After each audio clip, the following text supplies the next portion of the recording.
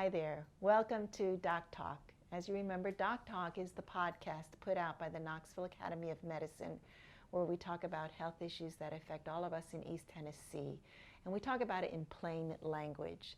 I'm glad you're joining us today. And in joining us today is Dr. Brian Daly, who is the Director of Trauma in the ER at the University of Tennessee Medical Center. So he sees a lot of trauma. And he sees one of the biggest trauma that affects my generation, the elderly generation, which is falls. And we're going to talk about falling in the elderly today.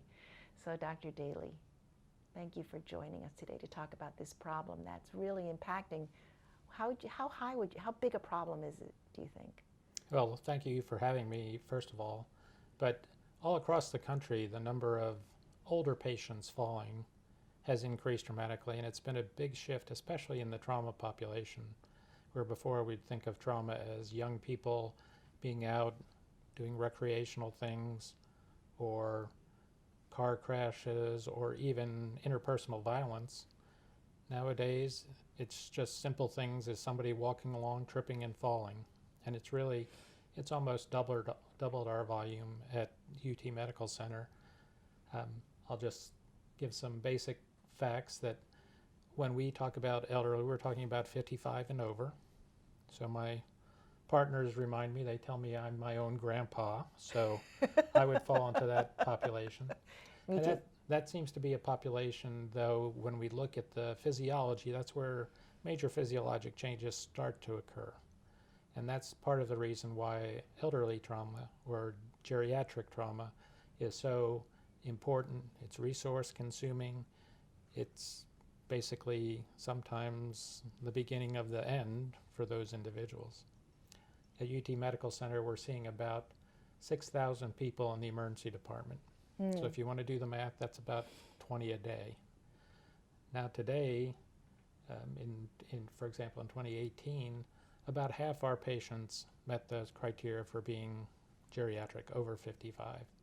And our admissions, it's almost 60%. And unfortunately, the elderly patient who comes in doesn't stay overnight. They stay 2, 3, 4 days. So consuming resources, needing special things to help get them back to where they were before their event. It's huge. I mean, what you said about when the elderly fall, we don't bounce back like when we were 6 to 10 years old. And there is a huge association of morbidity, like you said, the beginning of the end, with number of rib fractures and hip fractures. I'm amazed at how many times I see requests for help with somebody who's had a hip fracture, and it's as simple as falling. Yeah. What do you see the most of? Rib, hip, tibial? Most of the things that we see today are bleeding in and around the brain. Oh. Part of that has to do with the aging population, and as we age, certain things get smaller, specifically our brain. That allows space, and this is kind of normal physiology. As the brain shrinks, some of those blood vessels are put on stretch, and even minor things like sneezing can cause bleeding. Certainly, if you think about a big fall and the amount of energy and the force that's generated. So we see lots of subdural hematomas. We also see some other bruising of the brain. That's compounded by the fact of the certain drugs that our elderly patients are on. A lot of them are on medications to help thin the blood, either for blood clots or atrial fibrillation to prevent stroke, or other reasons. And that can make that bleeding worse. So it's bad enough to have the bleed around the brain, and then it's compounded by being on those blood thinners. Right, right. I know in my field, ear, nose, and throat, I see a lot of people who fall because they're dizzy. A lot of times there's so many reasons why they're dizzy. Could be cardiac, bad rhythm, arrhythmia that causes the dizziness. Could be can't feel the floor with your feet because of some sort of neuropathy where their feet just don't feel the floor anymore. Could because they had their knee just replaced. A lot of times I see people dizzy because different medication they've taken. Do you see that a lot? We do.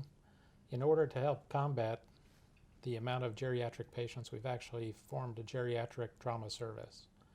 And that's constituted by multiple healthcare providers.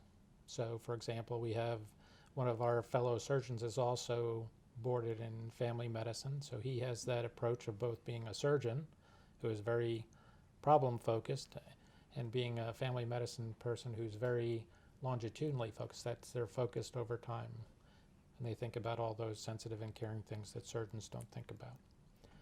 We also have pharmacists. We have our occupational and physical therapists there, and we have the direct caregivers, so our advanced practice nurses and PAs are there. We have our case managers there who help tell us what resources are available for those particular people. On average, meeting 3 times a week, those people are evaluated and treated, and suggestions made by the geriatric trauma service for approximately 30 patients who are in the hospital every day. So you have a huge, robust team of healthcare providers to look at all the different aspects that impact geriatric health. Go ahead. So polypharmacy, too many medicines, is one of the biggest issues that we see. And some of those medicines either have been present for a long time, or the risk-benefit ratio of taking that medicine for a particular disease or preventing a particular disease as we age shifts. For example, some of the blood thinners or some of the other agents to help control blood pressure, they're not adjusted for changes in, for example, kidney function, or the benefit of that drug when they were younger in preventing disease has prevented that disease, but now that they're older, the bad things that can happen are worse.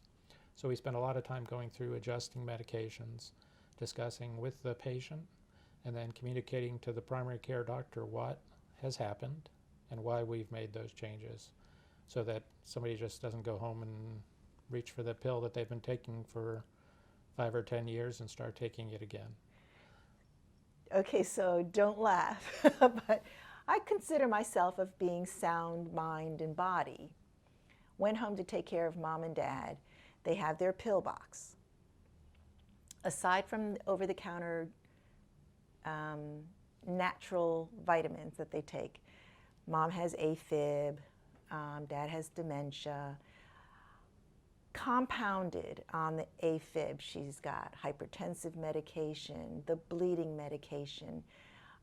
She's got ursodiol for, I'm not doing any HIPAA violation here, but for other issues. But she's got more than 4 medications which pass through her liver. She's Asian. She has a bad cytochrome P450 system, enzymatic system that breaks it down. And I said, Mom, you weigh all of 80 pounds. You have 4 18-wheelers trying to go down one lane in your highway. Guess what? There's a backup. And we don't recognize that. Or do we have the time to explain that to everybody? Right. Some of the pressures, certainly for the primary care physician, as our models of healthcare delivery have changed, where we're kind of into this industrialized medicine where everybody has basically a checklist. It's almost like getting your car fixed. You go to see your primary care doctor, they'd pull out the checklist, make sure everything is checked on the computer, and they're trying to get things done. And it's generalized for a population, and we don't really have that kind of individualized time anymore, through really nobody's fault except the fact that we have limited resources, limited time. That's what our geriatric trauma service gives us that opportunity to kind of do, and specifically tailor and evaluate based upon the things that we've seen and we've found. For example, we'll use atrial fibrillation as the best example. The blood thinners are given to help reduce risk of stroke. But if someone falls and they have a brain bleed, their risk of dying is much higher than their risk of stroke. And we don't want them to fall again. So we do interventions to do that, but we also stop that particular medication, realizing they do have a risk of stroke, but if they fall again and they have another brain bleed, now we're talking about a risk of death. So communicating those to the primary care doctor and to the patient and to the family is very important. Yeah, you're kind of caught between a rock and a hard place. You have to choose, and choose wisely. Yeah. Right. And Can they come, and can a patient who's concerned about, you know, getting older and comorbidities of AFib, osteopenia, et cetera, diabetes, can they just make an appointment to come see the Geriatric Trauma Center? Unfortunately, our current center is only for inpatients who come through the trauma service. Okay. But these are all issues that should be brought up at the primary care level. So we always tell our patients, even surgery patients, write things down, make a list on your phone. Every phone has a notes page now. Right, right. So that you can be in the doctor's office and be on your phone, which gives you the opportunity to get those questions answered, to have people address those particular issues directly. There are other education programs that exist in the community. Unfortunately, they too, like many of the programs, are resource dependent and funding dependent. But the SAIL program in most of the Knox County Centers for the Elderly helps them work on balance and avoiding injury. There are other programs like Matter of Balance, which has unfortunately been slowed down greatly in our community due to the fact of loss of trainers, but we've been trying to do that and increase that. And then the Centers for Disease Control has an online program for both patients and caregivers and physicians called STEADI, STEADI, online resources about evaluation, resources how to, for example, fall-proof your house.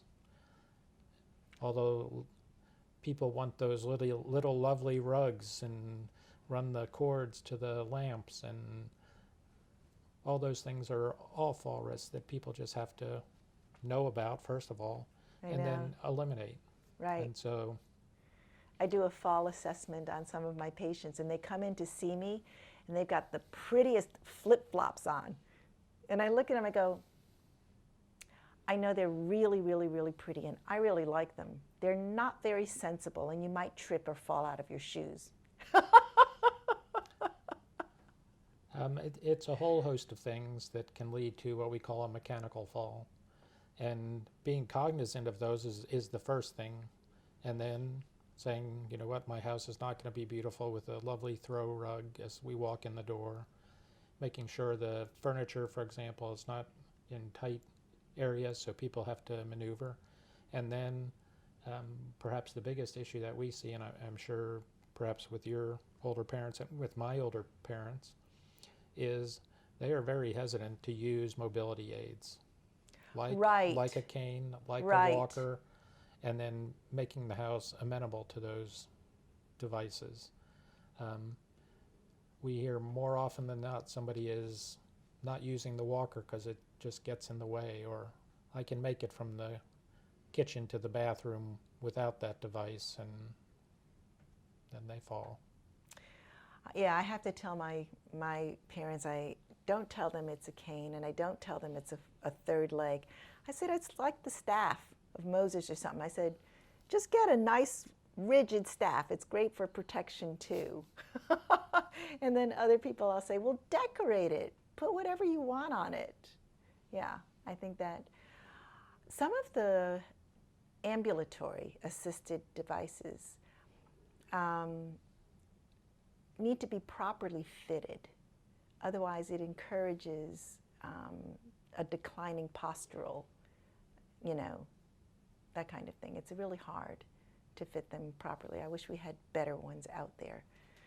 I do encourage older people to exercise as much as they can to strengthen their lower limbs. Right. Most of the assessment tools and resources available talk about doing things to strengthen lower legs. So even just for most individuals sitting in a chair, and then thinking about how to get up safely using those muscles and then doing it over and over. So there is strength training involved. We use an assessment to gauge the frailty of individuals, especially that we're talking about for surgery, but overall in general, and it's called the Get Up and Go test. And they sit in a chair, they walk 10 feet, turn around, and walk back. And so for most people, they can do that in 10 seconds. Over 10 seconds, then we start to think that we need to have a discussion about strengthening or perhaps mobility aids. Over 20 seconds, then we really start to think they're going to need something to help prevent falls and to get them safely from one place to another. We all know that frailty not only impacts injury, but other medical conditions. And there are just some simple things that can be done to try and improve those for those individuals. That's good. I think a really excellent primary care can help to tease out all of those things, whether they've got osteopenia or whether they have a movement disorder to some sort of gradual neuromuscular disease onset. But frailty of the elderly does not mean frailty of the mind, though. They can be very, very opinionated, which is good. Yes. All right. I know that we're going to have some graphics and some tips that we'll put on our podcast that you can look at to implement in your home to make your home safer. Night lights are wonderful. Like Dr. Brian said, get rid of those throw rugs, which are really pretty, but will jump up and eat your foot at a moment's notice. Sharp-edged things sometimes can be more strategically put around the house. All right, so if we need to get a hold of you, Dr. Daly, because I know that you do more than just the trauma center, how can we get a hold of you? So our offices are at UT Medical Center in Building C, Suite 270. Our office phone number 251-4658. And then we're available by email to answer questions. bdaly@utmck.edu. And then I have a host of people who help with trauma outreach. Deb Tuggle, Gigi Taylor, both of whom are excellent resources who know the community, not just Knox County, but the surrounding communities. One of our missions of the Trauma Center is outreach and injury prevention, and that's their job, and they do it incredibly well, and I'm very proud of them. But they have the resources, and they're also available through UT Medical Center. I love that you mentioned that. We have trauma is such a root cause of so many things that impact us, and it's preventable. Prevention is really the key to trauma, I think, sometimes. So thank you for joining us, Dr. Daly. It was great to have you here. Thank you for having me. And we hope you'll join us again. So that's a wrap. That was our talk about falling and frailty as we get older, and geriatric trauma prevention paradigm, really. And that was with Dr. Brian Daly at the University of Tennessee Medical Center Trauma Center. Thank you for joining us, and that's a wrap.